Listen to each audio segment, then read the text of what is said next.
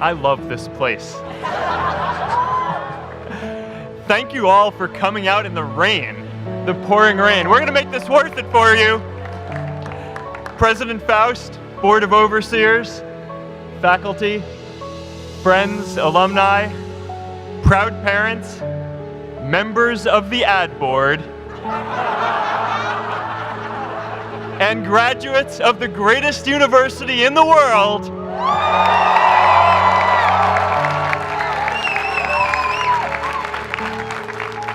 I am honored to be here with you today because, let's face it, you accomplished something I never could. If I get through this speech today, it'll be the first time I actually finish something here at Harvard. Class of 2017, congratulations.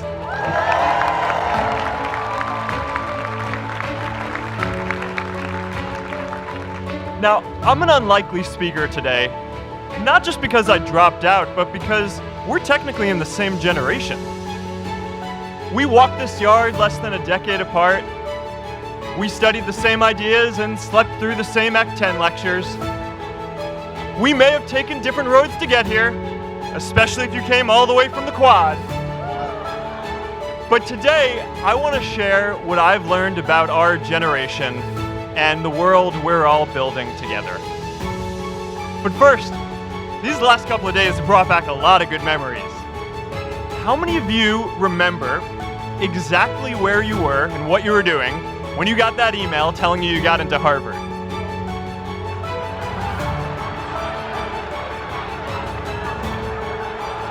I was playing the video game Civilization, and I ran downstairs and got my dad, and for some reason, his first reaction was to video me opening the email.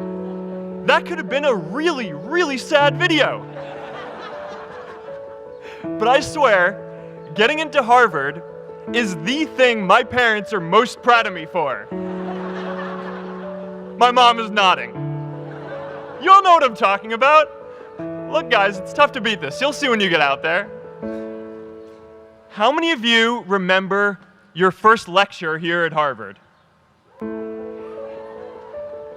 Mine was Computer Science 121 with the incredible Harry Lewis.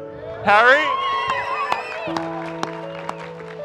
I was running late for class, so I threw on a t-shirt, and I didn't realize until afterwards that I put it on inside out and backwards. My tag was sticking out the front. I couldn't figure out why no one in class would talk to me. Except for this one guy, KX Jin. He just went with it. We started doing our problem sets together, and now he runs a big part of Facebook. And that, class of 2017, is why you should be nice to people.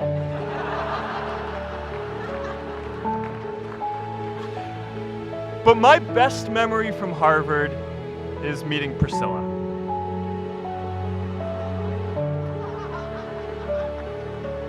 I had just launched this prank website, Face Mash, and the ad board wanted to see me.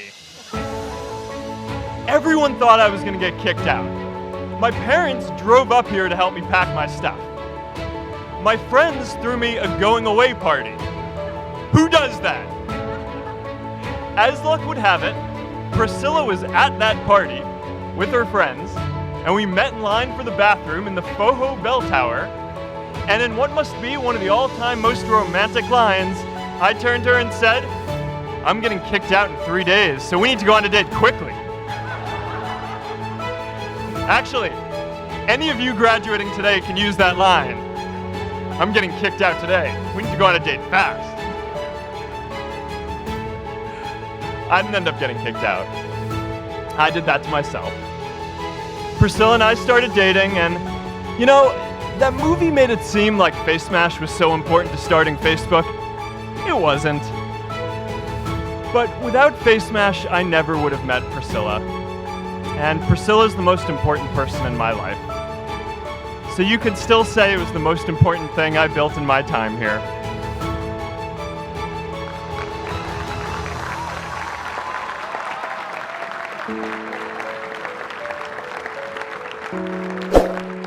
We have all started lifelong friendships here, and some of us even families. That's why I'm so grateful to this place. Thanks, Harvard.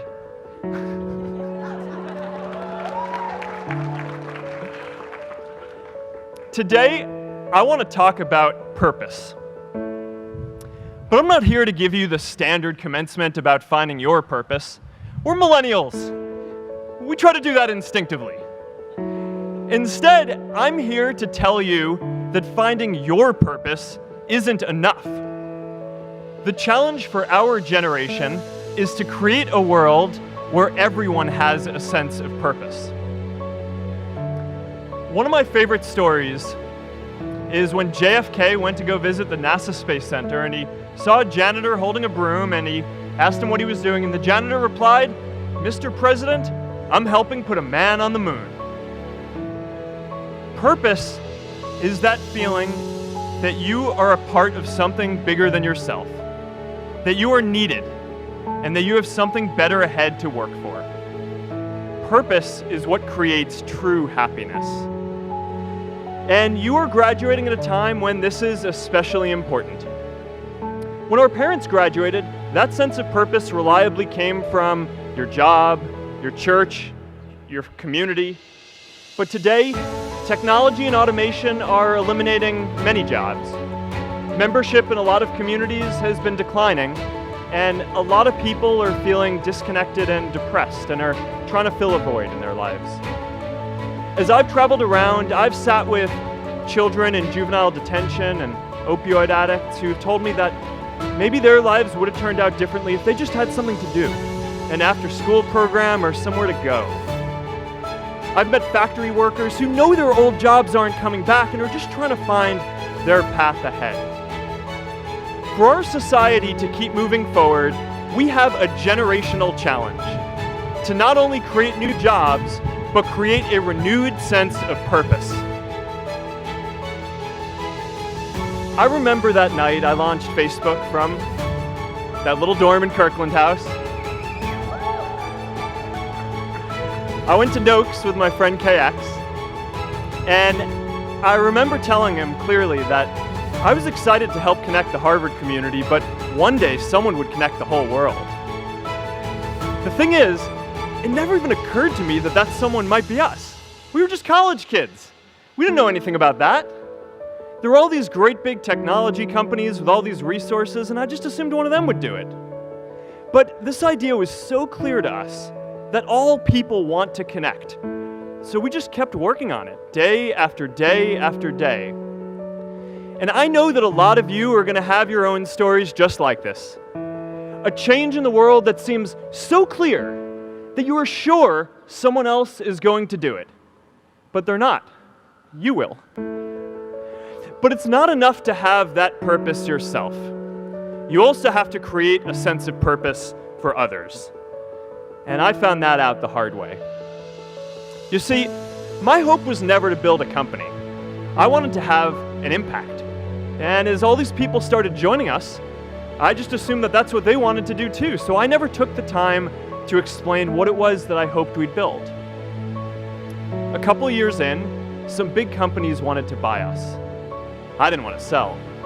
I wanted to see if we could connect more people. And we were building the first version of Newsfeed at the time, and I thought, if we could just launch this, it could change how we all learn about the world. Nearly everyone else wanted to sell. Without a sense of higher purpose, this was their startup dream come true, and it tore our company apart. After one particularly tense argument, one of my close advisors told me if I didn't agree to sell the company right now, I would regret that decision for the rest of my life. Relationships were so frayed that within a year or so, every single person on our management team was gone. That was my hardest time leading Facebook. I believed in what we were doing, but I felt alone. And worse, it was my fault. I wondered if I was just wrong, an imposter, a 22-year-old kid who had no idea how things actually worked. Now, years later, I understand that is how things work when there's no sense of higher purpose. So it's up to all of us to create it so we can all keep moving forward together.